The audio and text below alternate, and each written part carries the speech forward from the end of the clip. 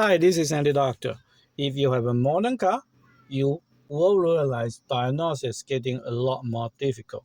Even if you have a generic OBD2 scanner like this, it's not super helpful because many of the code are manufacturer specific.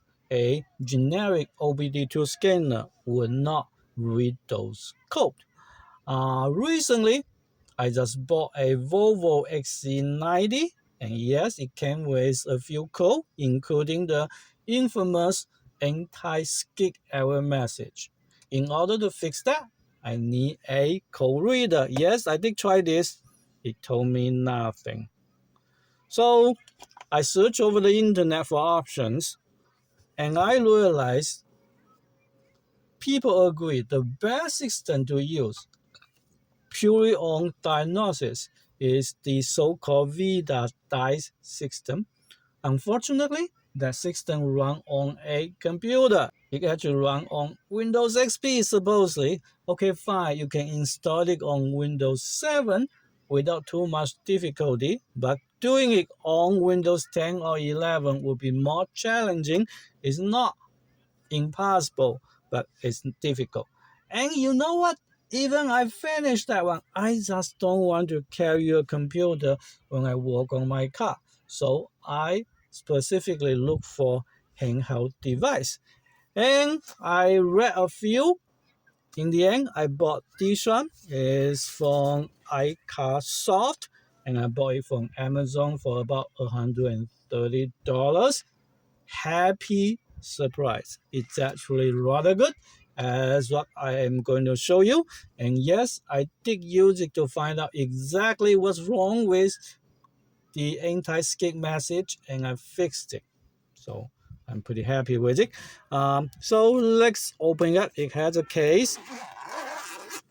When we open it, there is a menu in multiple language. It's quite good, by the way. Let's put it aside. This is obviously the main scanner. The cable is not connected, so we have to get the cable out from the pocket and connect it. And there are a few other accessories that you can look. If you at the end like this scanner and want to buy the same one though, I give you a link in the description to Amazon for you, so you don't need to search. Just a simple connector with 2 screws, and we are good to go. Okay, and obviously this side go to the OBD2 port, which is right by my left foot. Different car may be different, and even different Volvo might be a different location, but this is where it is on the XC90. So I will insert a short video on how to insert the OBD2 port for you later on. It's quite easy, I hope. So we insert into it, and by the way, it's multi-system diagnostic tool Volvo V2.0. So Volvo for Volvo, it actually works for Saab also, and it is obviously the second generation. Now to do it though, you actually want to turn the key to the second position, and I guess I'm going to turn up the fan, otherwise it would be pretty noisy. Now I am just going to show you about diagnostics. So you see that is selected by default. You can change, and then we just hit enter, and then you want to select Saab or Volvo. Yes, it does work on Saab if you still drive one. So let's do Volvo, and then just click enter. You can either give it a VIN number or just select a vehicle. I don't remember my VIN number, so I'm going to do vehicle select, and I have a XC90, and it is 2006. And then it will ask for the engine. I have a V8, and you actually come up with the VIN number successfully. I wonder why you could not read that beginning, and F1 for OK. Okay, and then this is in diagnostic mode. Let's do a auto scan. For control unit though, you just pick whichever unit you want to scan, but for demo purpose, let's do an auto scan. and we just hit enter. It will actually say, hey, is your ignition on? Yes, it is. So we do that, and then you just scan one system after another pretty quick. It takes a few minutes, and you see pass, good. Okay, there is one 4. We will look into it what it is later on, but this is how it works. Super simple. Another 3 4 actually.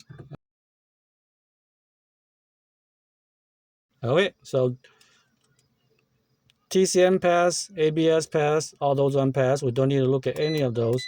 Let's look at the first one that has a 4, and we press onto it. Into it, you can read the code.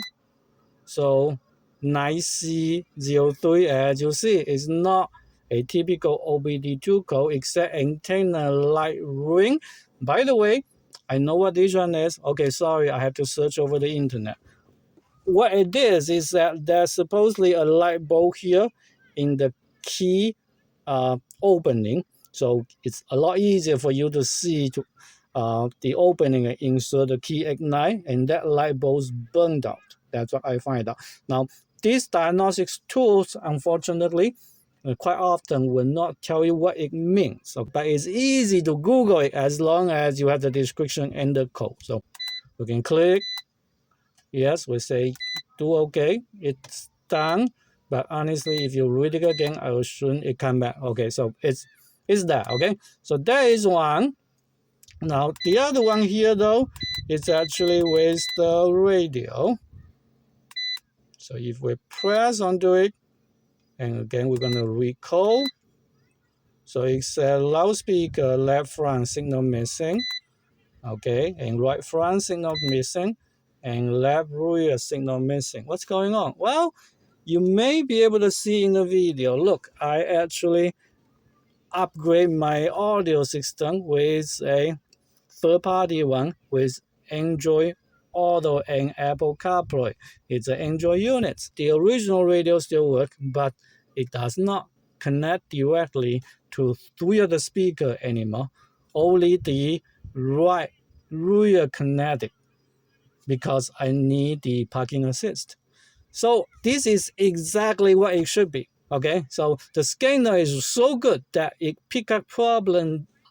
I know it is there because I basically create a problem because I upgrade the audio system. So it's fantastic. Honestly, it can do a lot of things, and then you will expect. And there's another one out here that we can look into it and see what that is.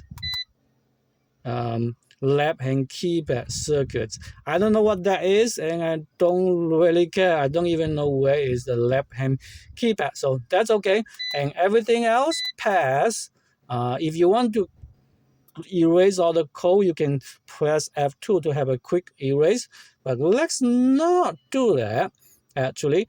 Next one I'm going to show you here though is that we actually could see live data, and I think the one I'm going to look at is ABS. Now you can look at the live data for everything else also, but let's look at ABS. It's more fun. So we press onto it, and then you can go to view data. Okay, so there are many things that we can pick. So I guess let's pick engine running. Okay, and let's look at some oil pressure, I would guess.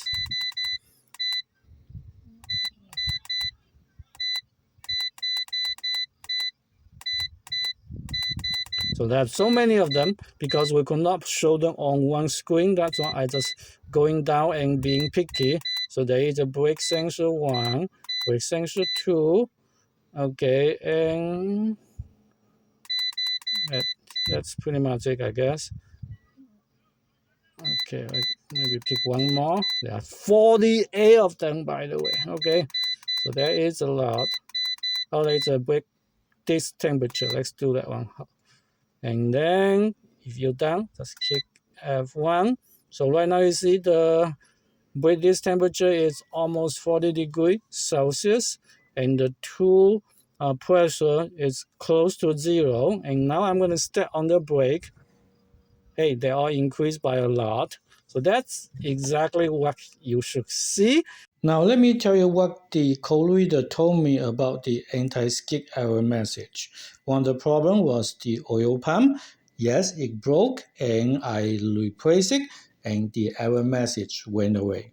The other one was steering angle sensor, and this one was a lot more interesting. When I read the live data, the number from the sensor is always off by 180 degrees. I took the sensor out and repaired some mechanism inside it, and it was good. By the way, if you encounter the same problem and want to see how to do it, let me know in the comment section, and I will show you a video. So as you can see, the code reader pinpoint exactly what the problem was, and I was able to fix the anti-skid error message. Last but not least, I upgrade the audio system. If you want to do the same, the link is in the description for you for my other video. Thank you very much for watching this video. If it is helpful for you, I hope you can like this video or even better, subscribe to my channel. Bye bye.